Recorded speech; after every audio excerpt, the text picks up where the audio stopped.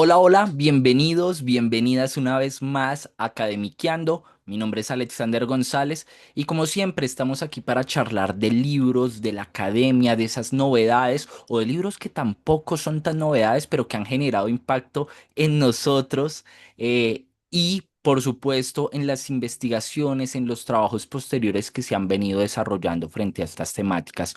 Hoy, como pueden ver, estamos con Fernanda Espinosa, autora del libro de Damnificados a Víctimas, la construcción del problema público de los afectados por la violencia en Colombia, 1946-1991. Fernanda, bienvenida a Academiqueando. Hola, muchísimas gracias por la invitación, Alex, y por supuesto, pues a todos y todas los que nos escuchen, pues bienvenidísimos a esta conversa y pues muchas gracias también por el espacio. No, Fernanda, mira, yo estaba que te invitaba. De hecho, las personas saben que yo trabajé mucho tiempo en la editorial de la Universidad del Rosario. La colección de la que hace parte este libro me parece de lo mejor. Hay libros muy buenos, no solamente este del que vamos a hablar en un momentico, sino también Clases Medias en América Latina, La vida privada de las bibliotecas, La violencia y su sombra, que fue coordinado por María Victoria Uribe. Hay cosas muy buenas, se me escapan otro montón de libros, pero hay cosas muy buenas, entonces también les invito a que vayan y conozcan esta colección. Y pues yo allí le hacía promoción, me encantaba pues que pudiéramos charlar, además que también uno de mis problemas centrales es el conflicto armado, la violencia y cómo hemos pensado y hemos escrito sobre estos temas. Y pues por supuesto que de damnificados a víctimas estaba allí presente. Editado en el 2021, em, o más bien publicado en el 2021, fue Premio Laza, que eso hablamos ahorita un momentico de eso porque eso es una maravilla. Pero quiero iniciar, Fernanda, por dos elementos que vienen desde el mismo título. Tú los pones inmediato sobre la mesa y son los elementos transversales en la discusión que abordas en este libro. Y es esa idea de víctima y de su construcción, ese concepto, cómo se termina convirtiendo en un problema público, porque pasamos de, y eso lo inicias desde el segundo capítulo, con la idea de damnificados desde las personas que fueron, pues sí, que quedaron damnificadas en el 9 de abril del 48 y cómo el Estado pues empieza a hacer una reparación un poco más centrada en lo material, en lo económico, centrado sobre todo en Bogotá, las regiones, eso no tanto, allí hay una problemática y un trabajo de fuentes tremendo. Y terminamos en el quinto capítulo con las voces de las víctimas, ya a partir de unas ideas de políticas, de la memoria, de políticas públicas mucho más centradas en quienes han sido víctimas del conflicto armado en Colombia y de la violencia en Colombia. Y con la inserción también de otras instituciones, ONGs, instituciones eh, em, a nivel internacional, comisiones acá en Colombia. Entonces, hablemos un poquito de esa construcción, de ese problema público de las víctimas y de ese tránsito de damnificados a víctimas. Sí, pues justamente como que ahí hay una pregunta que para mí conjuga un poco de historia social, de historia conceptual y de la política pública o como más de la ciencia política. Entonces creo que ese también era como, en principio, como una entrada muy interdisciplinar. De hecho, pues en parte también viene como de una pregunta muy propia yo hice el doctorado en ciencias sociales, esta es mi tesis de doctorado. Y ese doctorado en particular es muy interdisciplinar. Si bien mi formación es en historia, pues hay ahí como un interés que es bien interdisciplinar. Entonces, como que de entrada el problema, pues es un problema que se mira desde varios aspectos. Pero sí, como tú dices, para mí también, pues como la idea del título de damnificados a víctimas pudiera como mostrar esa transformación en un principio. como de las primeras políticas de reparación, que en ese momento tampoco se utilizaba el concepto de reparación, sino más de rehabilitación, por ejemplo, pero que estaba ya de entrada desde la violencia bipartidista, que venía en ascenso, que no inicia en el 48, que también ese es un debate siempre de muy de historiadores, pero digamos que Sí, desde... del 30, desde el 48, desde el 46. Sí, Sí, esa es una pregunta también un poco por la periodización, que es muy propia como de los historiadores, pero un poco sí, si bien por eso el libro empieza como en el 46, como dando cuenta de que la violencia había iniciado desde antes, realmente pues ese auge de la violencia en el 48 hace que esa pregunta sea una pregunta cada vez como más presente y más urgente en el país. ¿Qué pasa con las personas afectadas por la violencia? Y particularmente con el 9 de abril, porque además quienes están siendo afectados son en su gran mayoría comerciantes, muy el 9 de abril también, porque el 9 de abril pone la pregunta en lo urbano, si bien la violencia había iniciado sobre todo más en lo rural, el 9 de abril lo pone pues muy claramente en lo urbano y como bien decías al principio, en Bogotá, una parte concentrada en Bogotá, no únicamente, pero concentrada en Bogotá. Entonces, como que la pregunta se hace más urgente a nivel de justamente decretos urgentes, de cómo hay una, también creo que una de las cosas más interesantes para mí es pensar en cómo buscamos respuestas locales a problemas locales que se hacían urgentes y que luego hoy en día están mucho más generalizados internacionalmente y normativizados, ¿no? O sea, Corte Penal Internacional, todos los tribunales internacionales, el Derecho Internacional de los Derechos Humanos, el DIH. Entonces, hoy hay como unos formatos casi que estandarizados en el mundo de la reparación, pero nosotros en Colombia, creo que en esto también somos pioneros, también por el largo conflicto que tenemos, ya estábamos haciéndonos unas preguntas muy locales todavía, pero sí como de cómo hacemos para la rehabilitación, de cómo, pues justamente estos que además eran fundamentalmente hacia los comerciantes, hacia los propietarios, sobre todo el 9 de abril, para quienes se va a pensar esta rehabilitación, estos decretos sobre todo de ayudas económicas, de algunos créditos hipotecarios, muy pensado para quienes podían también tener, que eso era una clase social muy específica, podían tener esa documentación para poder presentarse a la Junta de Rehabilitación y mostrar un poco cuáles eran los daños por los que habían sido afectados, desde pues facturas, pero también documentos notariales. Eso en su gran mayoría no lo tenían otras personas también gravemente afectadas, por lo que hoy diríamos más desde la perspectiva de los derechos humanos. Todo eso fue más bien desde la Cruz Roja atendido. Entonces, como una distancia ahí entre lo que hace el Estado más concentrado en lo material y la Cruz Roja como un actor importante y luego también las leyes de socorro nacional como actores ahí bien importantes en todo el tema del acompañamiento a las víctimas, de la solidaridad, si se quiere, en ese momento también muy mezclado con la caridad, que más adelante también un poco aparece mucho en el libro este tema como de la discusión con la relación entre la atención a las víctimas, pero también muy mezclado sobre todo con Rojas Pinilla, con la asistencia social y como meter en el mismo saco, que es muy complejo, pero meter en el mismo saco viudas y huérfanos con las personas empobrecidas y la asistencia social mezclada con la caridad. Pero ahí un poco también para ir contando como de los siguientes periodos que el libro también examina más en torno a los formatos de rehabilitación del Frente Nacional. Eso como antesala como de ya lo que sería pues el discurso de los derechos humanos, mucho más propio de los finales de los 70s y 80s, ya de manera generalizada. Entonces, bueno, ahí está un poco como de entrada, una pincelada rápida como a los capítulos del libro. tú, cuando nos conocimos en un evento de lanzamiento también de un libro de la editorial de la Universidad del Rosario, y yo te decía, a mí me gusta mucho el libro porque también lo acerca a uno a esa historia conceptual que para mí es uno de esos problemas grandes. Tú me decías, yo tengo allí algunas críticas, algunas personas me han dicho, oiga, se fue más para este lado, de pronto una visión un poco más economista, una visión, claro, eso también se debe también un poco a las fuentes, que es lo que nos va dando las fuentes y las preguntas que les podemos hacer y los recursos que tenemos a la mano, ¿no?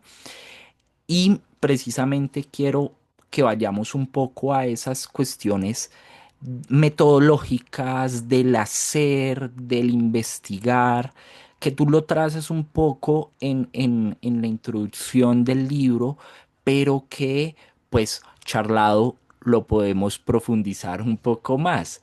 Y es que tú pones muy en claro ese camino, esa crítica interna y externa que hiciste, ese análisis como tal posteriormente y pues claro, por supuesto, la escritura. Y te lo pregunto porque gran parte de nuestro público también que hispanoamericano, desde España hasta el Cono Sur, Argentina, México y por supuesto Colombia, pues en gran medida son también estudiantes de pregrado, de posgrado, maestría, doctorado y por supuesto que estas cuestiones les atraviesan. ¿En dónde me estoy suscribiendo? ¿En historia social, historia conceptual? ¿Por dónde va mi investigación? ¿Cómo hago con este mundo de fuentes que también consultaste? Un mundo de fuentes de variadas, prensa, archivos del Congreso, archivos de ONGs, etcétera. ¿Cómo llevo mi investigación? Y algo que me parece muy interesante es los inicios de cada capítulo. Tú pones las preguntas que te hiciste, como ese recorrido, marcando un poco al lector qué es lo que van a encontrar y esa guía un poco frente a su lectura que también pueden hacer. Entonces me gustaría que nos contaras un poquito, bueno, ya hablamos en términos generales de cómo va el libro, de la temática, cada capítulo aborda uno de estos periodos que venía señalando, pero ¿cómo fue hacerlos? ¿Cómo fue construir esta investigación? Y, y bueno, ¿y qué preguntas se iban desarrollando allí? Sí, yo creo que esa es también como muy interesante de la conversación, poder ver cómo se hace, como la cocina, ¿no? Siempre hacemos ese paralelo con Ay, la sí, cocina de las investigaciones sí. y como, bueno, las fuentes y, bueno, los ingredientes con los Ujú. cuales empieza como desde la compra de los ingredientes o la búsqueda de las fuentes, ¿no? A mí me parece también que eso es bien bonito, es bien interesante y creo que también ayuda mucho como en la formación ahora, pensando también en el acompañamiento de tesis que yo también a veces hago, es como mucho la pregunta de cuáles son tus fuentes desde el principio, tener claro como por allí. Entonces, pues las fuentes son sobre todo fuentes de prensa, como seguimiento de prensa, mucho de seguimiento a los debates en el Congreso, en particular pues a los anales del Congreso en particular, porque mucho estaba centrado sí, en como cuándo salieron las leyes que reconocen a las víctimas, o los decretos, o un poco como, sí, ese formato legalista también algunos me han dicho, bueno, pero el libro es muy de las leyes, pero más allá de entender como la ley en sí misma o de leer la ley en sí misma, a mí me interesaba mucho ver como el debate que hay detrás de cada una de estas leyes, quiénes se involucran en ese problema público, quiénes empiezan a demandar estas leyes, mucho también un poco como estas leyes vienen de muchas exigencias sociales o mucho de esa negociación como sociedad-estado. Entonces me interesaba por eso particularmente los anales del Congreso y como allí ver incluso las distintas posturas que había sobre los damnificados, luego sobre las víctimas, luego como de las políticas de rehabilitación. Entonces buscando incluso como palabras claves para poder ver los debates que había y ver las posturas de los distintos partidos y ver la postura también de cuando, por ejemplo, se invitaban a otras personas a debatir estas leyes en el Congreso. Entonces, es una fuente bien importante y yo recomiendo mucho la lectura de anales del Congreso. Como que me volví muy fan de los anales del Congreso porque dan cuenta no solo de la ley en sí misma, sino sobre todo incluso algunas cosas que no quedaron, por ejemplo, del todo en el libro, pero muchas debates de leyes que no terminaron de pasar, digamos, que no fueron aprobadas, pero que hubo unos debates previos, pero que ya estaban dando como el contexto social de estas discusiones. Entonces allí un poco también creo que vale la pena para muchos temas de investigación mirar anales y la prensa, fundamentalmente pues la prensa nacional, pues el tiempo. Mucho, yo revisé mucho el tiempo porque además el tiempo tiene esta ventaja de que muchas cosas ya están digitalizadas en el archivo del tiempo Es y yo estaba en maravilloso México. eso. Sí, Sí. claro, y haciendo el doctorado desde México, yo igual venía periódicamente justo a hacer trabajo de archivo, pero estando en México, tener cosas digitalizadas también, porque por ejemplo, una gran parte de análisis también ya está digitalizado, entonces ayuda mucho también a hacer una búsqueda. Si bien hay cosas que uno revisa, yo también revisé en el Archivo General de la Nación fondos presidenciales, porque muchas de estas discusiones pasaron también por presidencia, los estados también como en torno a los debates de la violencia tenían discusiones o las oficinas que crearon en su momento algunos gobiernos, la oficina de rehabilitación, por ejemplo, tiene hace parte de un fondo del Archivo General de la Nación, entonces también revisé archivo, eso sí menos digitalizado y eso sí toca como que ir presencialmente, eso sí ya todavía nos implica pues como esos retos también de la investigación en archivo directamente.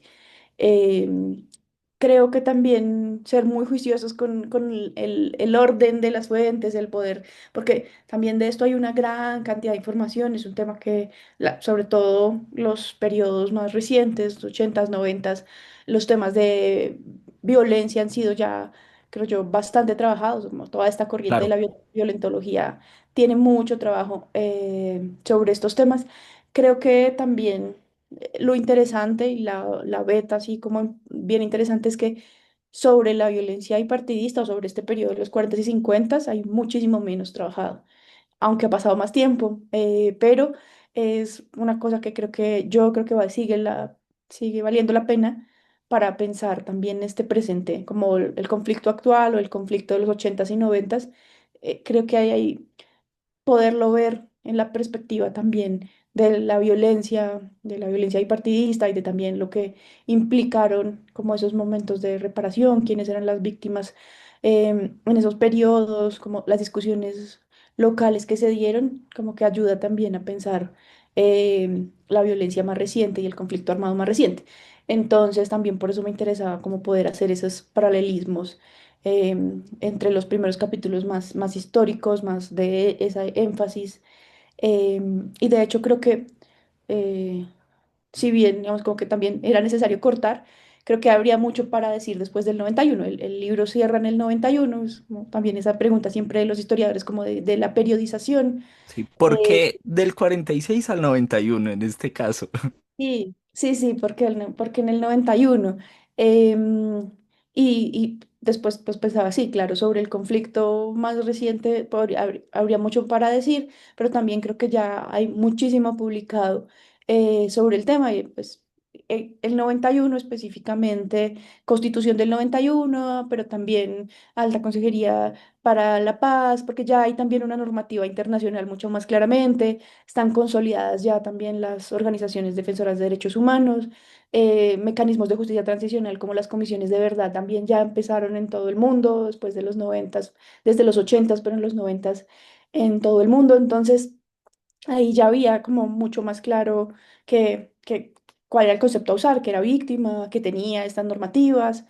Entonces, pues digamos que por eso el corte ahí, y bueno, también todos sabemos que en Colombia el cambio constitucional fue pues bien importante en términos como de la transformación del sistema político colombiano. Entonces, bueno, por eso el 91, pero también como pensando en esa cocina de la investigación, pues esa era también una pregunta, como en qué momento qué momento paramos, como dónde cortamos, porque ciertamente pues muchas personas reconocen más es el 2011, la ley de víctimas, Sí. la 1448, como que es el hito, y se dice como no, es que antes de eso no había nada en términos de reparación o de preguntas sobre la rehabilitación. Y sí había pensado de otras maneras, nombrado de otras maneras, pero sí, digamos, había ya bastantes discusiones pues desde el 46, desde el 48. Entonces, sí, como la pregunta por la periodización también fue una pregunta como de ir viendo también las fuentes y cómo se iba transformando también la discusión en las fuentes. Em, Y creo que sí, pues como que depende mucho de las preguntas que le hace uno a las fuentes. También creo que se nota que las fuentes fueron cambiando en la medida en que cada periodo tenía unas fuentes más claramente definidas, ¿no? Hoy, y más en los 80s y 90s, pues ya era más claro, por ejemplo, la presencia de las ONGs, los archivos de las propias ONGs. Esa fuente está como muy clara, más para los últimos capítulos, las mismas organizaciones defensoras de derechos humanos, las mismas víctimas organizadas, ¿no? Como un proceso de acción colectiva ya muy fuerte de las propias víctimas. Y antes, los primeros periodos tienen sobre todo menos esa fuente y más anales del Congreso. Sí, por ahí como un poco pensando en la diversidad de fuentes también, dependiendo como del periodo trabajado y de la disponibilidad de esas fuentes. Me hiciste pensar en algo y es que yo trabajé también y me voy a hacer ahí bombo un poco. Mi libro, mi trabajo de grado, de pregrado, fue publicado también por la editorial de la Universidad del Rosario y fue una revisión historiográfica sobre la producción académica de dos masacres que ocurrieron en Cali, en el Valle del Cauca, en el 49, ¿no?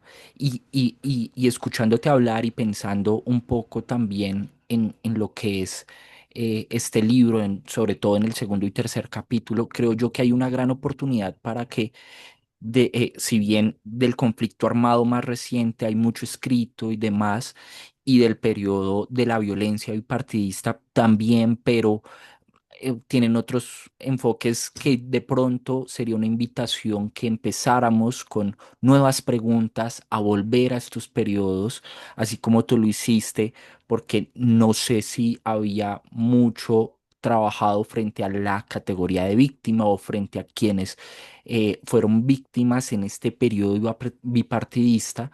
Y bueno, y es una pregunta que también se hace desde este presente porque nos lleva a este mismo presente y estas nuevas ideas a hacerla, ¿no? Frente a ese periodo. Hace 40 años, 50 años, difícil que se hiciera porque eran otros enfoques más economistas, más, bueno, otras ideas que estaban surgiendo allí frente a la misma historia y al oficio de los y las historiadoras, ¿no? Temas de género, eso es más reciente en las investigaciones. Entonces creo que allí hay mucho para trabajar y bueno, y el libro también nos invita a esas preguntas, ¿no? Yo voy a cerrar con esta pregunta, pero no voy a cerrar con esta pregunta. Ahorita te hago otra, pero Fernanda, 2021, estábamos saliendo de pandemia, eso quiere decir que trabajaste y terminaste este libro también en pandemia. Han pasado ya 5 años. Em, este libro fue ganador del ASA, que también es una gran hazaña. Y con el tiempo van variando las preguntas y las visiones que uno tiene de lo que uno mismo ha trabajado.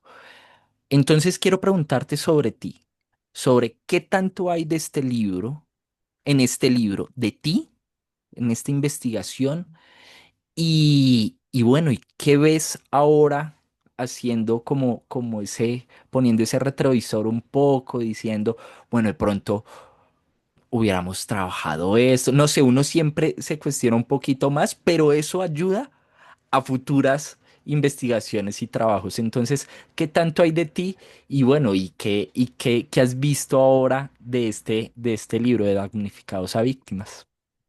Sí, no, pues yo creo que los libros siempre son, pues, como mucho de las preguntas de uno, como preguntas incluso muy personales, Sí, y las total. investigaciones, y más cuando vienen, incluso como de las tesis, que vienen mucho Sí. como de preguntas personales. En ese sentido, pues, claro, la tesis de doctorado, pues, es también como un gran tiempo acumulado de investigación, ¿no? Como que también, pues, esta investigación inició como en 2015, 2016, como cuando yo empecé a hacer el doctorado, como también muy todavía con una idea muy general de lo que quería hacer en el doctorado.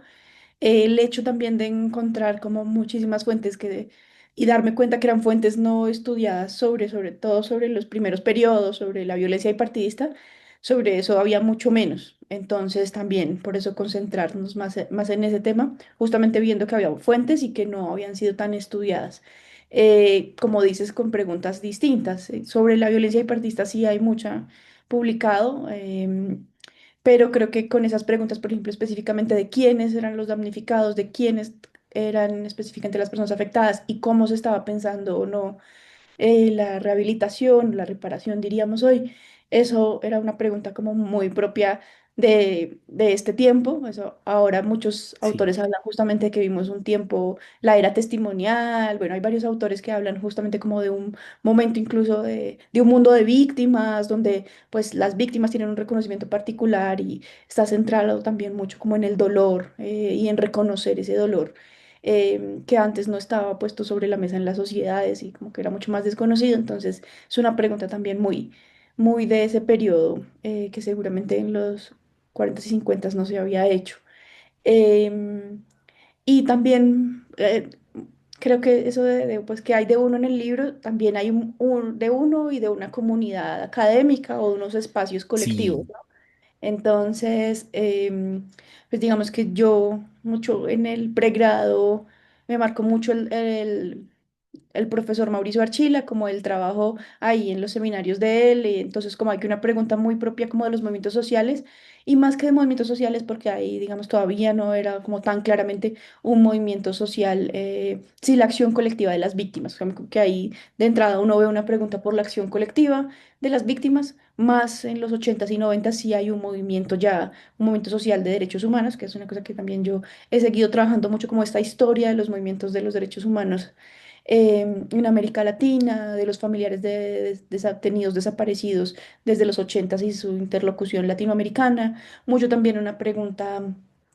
pues, de empezar a hacer cosas comparadas con México, porque pues yo hice el doctorado en México, y si bien la tesis está muy concentrada y el libro termina muy concentrado en Colombia, como viendo las especificidades de Colombia, el haber hecho también y haberme acercado como a la realidad también de muchas, además México vivió un periodo de violencia muy fuerte, entonces empezar a discutir también cómo estas cosas comparadas con América Latina pueden ser muy interesantes y es una cosa que también yo vengo trabajando más, que es como esta cosa también de pensar, por ejemplo, en principio, sociedades en democracia. No tanto el comparativo con Argentina, que es donde tenemos muchos los referentes de los temas de memoria, que tiene pues específicamente una dictadura.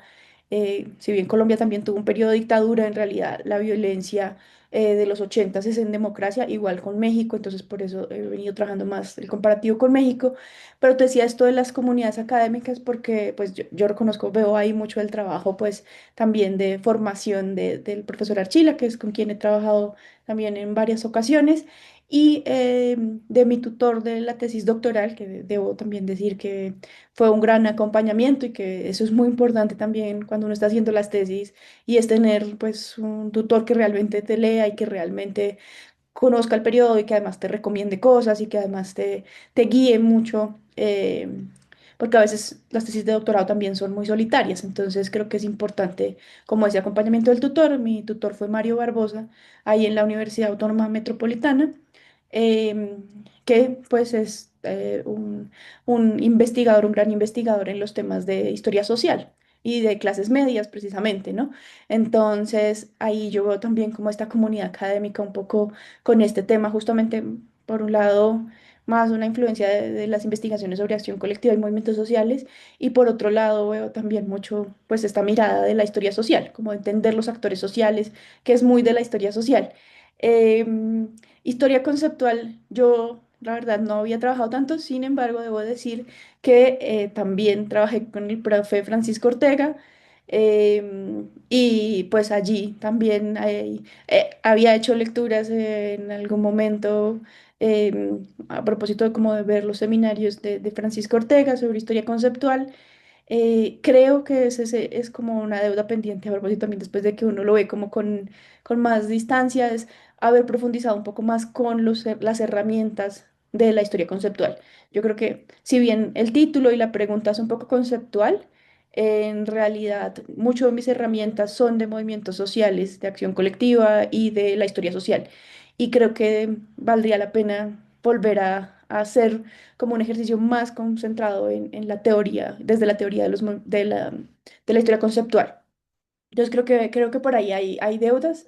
En los últimos capítulos yo tomo también un poco como esa mirada de género, un poco para pensar que usualmente las víctimas o quienes aparecen en la escena social como víctimas son las, por ejemplo, madres buscadoras o en general las mujeres sobrevivientes. Creo que eso también se podría hacer y también es una cosa que ahora vengo explorando un poco más, como unas miradas de género a las víctimas de la violencia bipartidista. Entonces también es una cosa que hoy estoy trabajando ahí, como viendo algunas fuentes que narran desde las mujeres esos hechos, por ejemplo, de violencia sexual durante la violencia bipartidista, que han sido menos estudiados. Entonces, como temas pendientes que igual uno sigue trabajando, que sigue pensando, que se queda como con esas preguntas también, porque pues al final también son de las comunidades académicas en las que uno se mueve. Entonces, sí, sí veo como mucho lo individual, pero también pienso mucho en lo colectivo, en la academia. Ojalá cada vez como más ejercicios colectivos, porque creo que eso ayuda mucho también a pensar problemas de manera novedosa.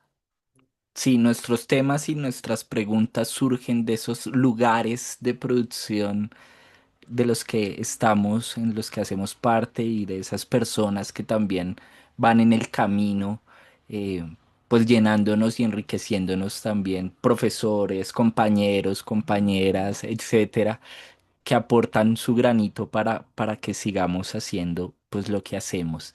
Ahora sí quiero terminar porque tu libro va hasta el 91.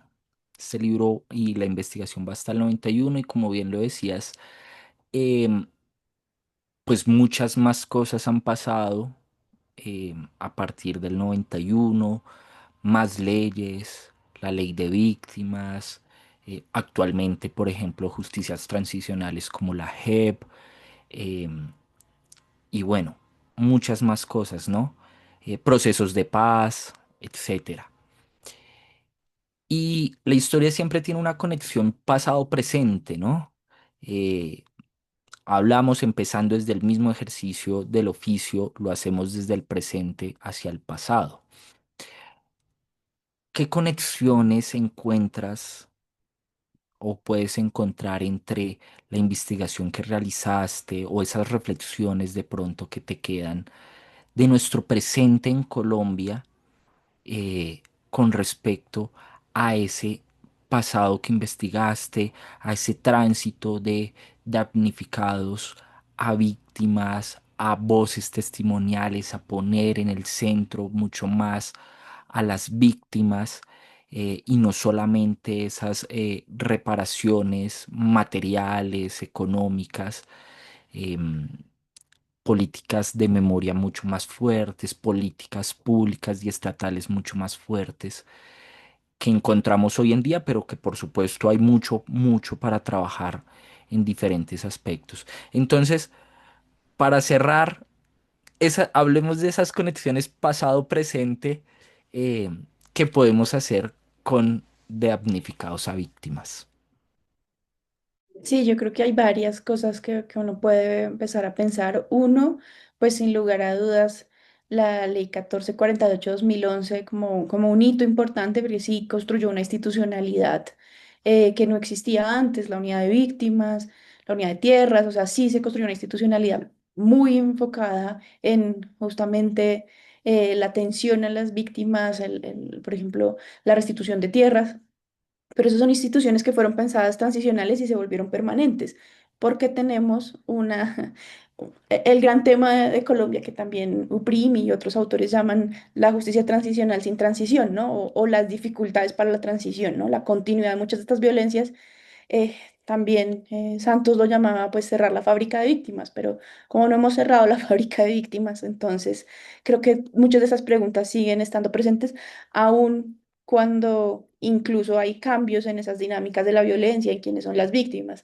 Lo pienso particularmente en esto que hoy se viene discutiendo del tercer ciclo de la guerra, ¿no? Un primer ciclo vendría siendo esta violencia bipartidista, un segundo ciclo lo que conocemos como conflicto armado interno, digamos, con sus variaciones, pero como un gran ciclo que es el conflicto armado interno, pero Acuerdo de La Habana sí hay una pregunta, en su momento sí una disminución de los indicadores de violencia, una disminución de homicidios y masacres, pero otra vez Colombia está viviendo lo que llaman un tercer ciclo, un momento nuevamente de auge de las violencias que parece que no tiene, digamos, un pronto cierre. Entonces creo que vale la pena pensar pues en la lógica de tercer ciclo, de qué tienen esos dos ciclos anteriores de continuidades y de diferencias, porque también creo que hay diferencias importantes, ¿no? Nuestro Total. conflicto armado interno, vivimos una fase de dispersión, vivimos Clan del Golfo, disidencias FARC, ahí hay diferencias, pero por ejemplo, también preguntas en torno a quiénes son las víctimas en esos contextos, ¿no? Ahí hay, por ejemplo, continuidad de una violencia muy rural en algunos sectores sigue concentrada en las mismas regiones, por ejemplo. Em, una pregunta de, pues sí, justicia transicional sin transición, ¿no? Es difícil poder hacer la reparación cuando la gente no puede todavía retornar a esos territorios, ¿no? Y ahí hay cosas que se repiten de manera interesante, ¿no? Ahí en el libro viene narrado, por ejemplo, cuando durante Rojas Pinilla, como se dijo que ya había se determinado la violencia, hubo un retorno masivo importante de personas al campo, y el gobierno de Rojas Pinilla puso buses para retornar a la gente porque ya se podía retornar. Y a los pocos años esto, pues continuó de manera directa la guerra en esos territorios, o el conflicto, o las violencias. Entonces, creo que también lo discutimos mucho con lo que algunos autores, Carl particularmente llama La paz olvidada, ese libro de Forgotten Peace, que justamente con el 58 hubo como una idea y uno de los capítulos pues cierra ahí en el 58 justamente porque ahí había unos acuerdos de paz importantes, muy similares o una lógica social similar a lo que pasó en 2016 con el Acuerdo de La Habana, como una expectativa de que con esos acuerdos de paz iba a disminuir la guerra, iba a disminuir los ciclos de violencia, sí, iba a parar un poco. eh, y una parte importante de lo que sucedió tanto en el 58 como con el 2016, con el Acuerdo de La Habana, es el incumplimiento de estos acuerdos, ¿no? El, claramente el asesinato de quienes firmaron estos acuerdos, tanto en el 58 como con 2016, es un grave indicador que hace que sea difícil también esa consolidación de la paz. Entonces yo creo que, por ejemplo, estudiar las formas de transición y esos momentos de paz, tanto en el 58 como en el 2016, y ver los paralelos y las diferencias, puede ayudarnos a pensar también a ver cómo salimos de este tercer ciclo o de este momento que también es muy complejo, porque sí, hay claramente un indicador de aumento. Nuevamente, por ejemplo, el desplazamiento forzado está, pues, por ejemplo, disparadísimo. Esas son como preguntas y también, pues, como las distintas investigaciones, pues, dan cuenta también de las distintas miradas que podemos seguir teniendo sobre eso y de la importancia que tiene el lugar social que puedan tener las víctimas para parar también la guerra y para la reparación. Sí, muchas preguntas quedan. Yo creo que podríamos seguir hablando un montón, profundizando más. No, si nos ponemos, duramos 3 horas y más, pero el tiempo es corto. Fernanda, muchas gracias por estar aquí en Academiqueando. Nos debemos un café presencial, Sí. después cuadramos, y no, de nuevo, invitadísima siempre aquí a Academiqueando y gracias por tu espacio y tus palabras. No, muchísimas gracias a ti, por supuesto a quienes se tomaron el tiempito de escucharnos. Y pues aquí estamos también para construir comunidad académica, entonces pues bienvenidas también las preguntas. Creo que a uno le ayuda muchísimo a pensar sus problemas, conversándolos, sus problemas de investigación, entonces vale la pena también ahí siempre a disposición para conversar nuestras investigaciones. Me interesa mucho también lo que contabas de las masacres del 49 y como que ahí hay como campos de investigación compartidos y creo que vale la pena construir Sí. eso, comunidades académicas. Entonces, tanto para quienes nos escuchan como, pues por supuesto contigo, ahí estamos para la conversa. Súper, súper, Fernanda. Sí, ahorita hablamos un poquito más de ello. Muchas gracias a las personas que estuvieron aquí en Academiqueando. Ya saben, síganos en nuestro canal de YouTube, compartan, piensen los temas, las preguntas, todo lo que hacemos aquí, que también es para eso, para darle más vida a esas investigaciones, trascenderlas. Hacer las preguntas desde lo cotidiano, desde nuestras propias realidades también es valiosísimo. Y bueno, vayan también a nuestras redes sociales. Estamos en Instagram, en LinkedIn, en Facebook, en YouTube, por supuesto, en TikTok. Sabía que se me iba una. En TikTok también estamos para que se enteren mucho más de lo que tenemos aquí, Diego, Cami y yo en Academiqueando. Nos vemos en un próximo episodio. Hasta pronto.